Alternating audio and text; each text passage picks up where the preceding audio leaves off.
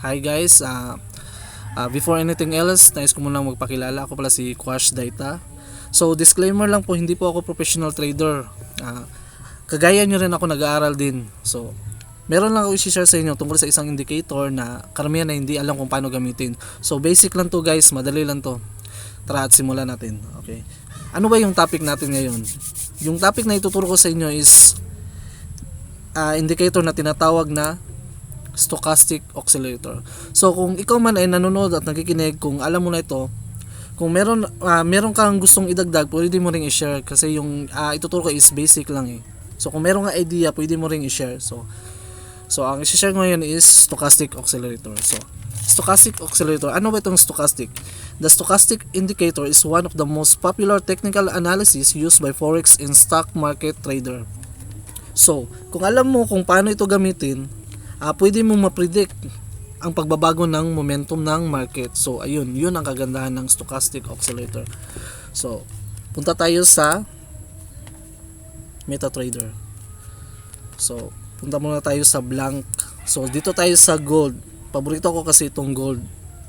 So kayo, kung saan kayo mas komportable na currency, pwede rin doon kayo mag-analyze.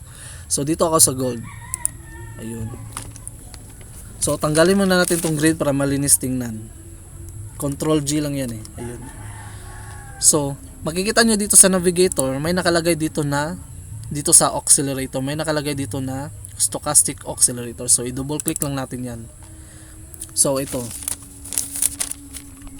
main line ng stochastic is merong tinatawag na K% at yung pangalaw is D%. So ang D% is representing moving average of K%. So ang standard na nito, yung setup is 5-3-3 low high, pwede rin simple.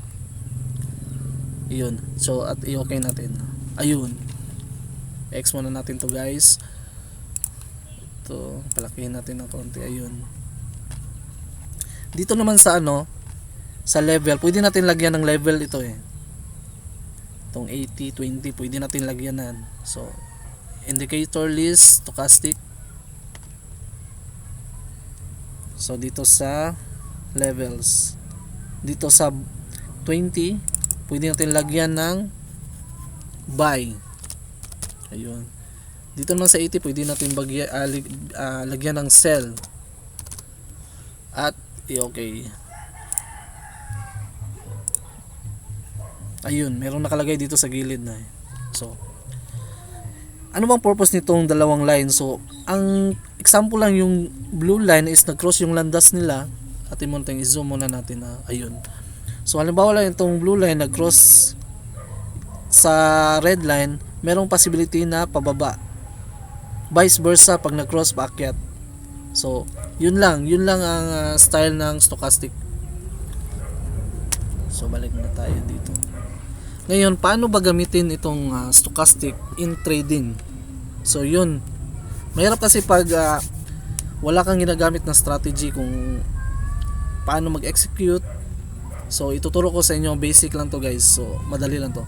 So punta muna tayo. Ang una natin gagawin is maglalagay tayo ng moving average. So lagyan natin ng moving average. Moving average 200. So simple, close at i-okay. So ano bang purpose ng moving average na to? Dito kasi sa moving average, dito mo makita yung trend ng market, kung uptrend ba o downtrend. Kagaya nito, pag yung candlestick is below the moving average of 200, ibig sabihin yan is downtrend. Vice versa kung yung candle is above the moving average. So ngayon, ituturo ko sa inyo kung paano ito i-execute ng entry for scalping. So punta tayo dito tayo sa M5. Ayun. So halimbawa, pag nag-entry ka kasi, pag gumamit ka ng stochastic at mga indicator, hindi kasi mahirap kasi kung umaasa ka lang sa indicator, di ba? So ang pinaka-importante talaga sa trading is price action. Yun ang ginagamit ko, price action. At saka confirmation. Ako gumagamit ako ng 5 confirmation. Itong strategy na to is for 1 confirmation lang eh. For basic lang, simple. So halimbawa lang ito. lalagay tayo ng halimbawa itong line na to. So, check mo natin itong line na to. Ayan. Halimbawa lang, ito yung resistance level. Ayun, resistance level to. So sa resistance level, nag-breakout siya. Tapos bumaba, bumalik. Tinatawag na retest. Yan ang tinatawag na retest. Ngayon, bumalik siya paakyat. So ang gagawin mo dyan is paano ba mag-execute ng entry. Titingnan mo lang dito sa stochastic. Pag yung blue line is nag-cross siya sa red line, di ba, na paakyat. So pwede ka mag-entry dito. Mag-entry ng line.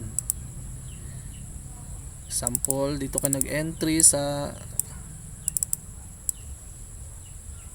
lagay natin sa 1901 something. Okay, 1901.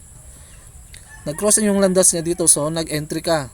Ngayon, paano ba i-close yung entry mo? So vice versa lang yan. Pag yung blue line is nag-cross sa red line, pwede mo nang i-close profit. So dito yun, banda. Halimbawa dito, ayun. So nag-entry ka dito sa 1901. Tapos nag-close ka sa 1906. Meron ka ng 50 pips profit. So yung kahit maliit lang to na profit, guys, kung malaki yung lot size mo, sobrang laki nito. Pero advice ko lang, money management talaga ang pinaka-importante. So pag $100 yung capital mo, 0.01 ka lang. Kung $200, 0.02. $300, 0.03. Kasi example, yung capital mo is $100. Tapos dito ka pa sa gold nag-trade. So may possibility yung lot size mo na ginamit is 0.05. Pag bumaliktad yung opposite yung trade mo, madaling masusunog. So kailangan talaga yung risk management dito sa trading. Kung gusto mong yung profit mo is, kasi pag meron kang risk management, halimbawa nag 0.01 ka, natalo ka, meron ka pang chances, marami ka pang chances na mabawi yung mga losses mo. Yun ang kagandahan ng money management. So yung iba kasi is parang sugal na talaga eh. Dito sa trading kasi tinatawag itong sugal pag di mo alam kung paano mag-execute. Yan ang yung sugal. Pero kung alam mo yung mga strategy, technique, kung paano i-manage yung pera mo, yun, may chances na yung pagkapanalo mo is magiging malaki yung chances. So ayun. So kasi yung candlestick ay nasa ibabaw ng moving average. So siyempre yung gagawin is only buy ka lang dyan. So vice versa, kung yung candlestick is nasa below moving average of 200, only sell ka lang. Ayun. Pag halimbawa lang yung yung candlestick is nasa sa baba ng moving average, pag nag-sell ka, close mo, tapos umakyat yung candle, hintayin mo munang bumaba yung signal ng stochastic. Ganun lang yan eh. Ganun lang purpose niyan. Yung sa scalping kasi ng stochastics, 10 to 20 pips, 30 pips, hanggang doon lang yung mas better for me. So kung sa long term, medyo mahirap tong sa long term eh. For scalping, mas maganda ito talaga. So hindi lang yun yung stochastic, ginagamit ito for divergence. So sa mga hindi pa alam yung divergence, so ito yung divergence. Ayun. Meron tatlong klase ng divergence: regular divergence, hidden divergence, exaggerated divergence, bearish, at saka bullish. So ginagamit din ito kadalasan sa RSI. Meron din to sa stochastic. So halimbawa na lang, ito gawin natin halimbawa. Ito is nakikita ko dito, meron ditong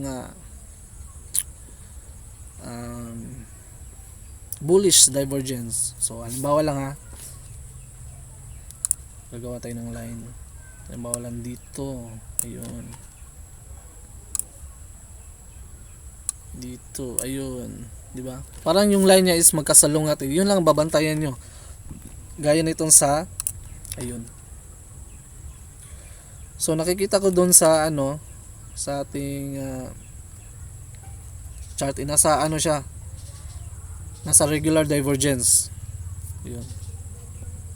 So mas maganda aralin niyo rin tong divergence kasi marami tayong matutunan. Ayun. So ganun lang.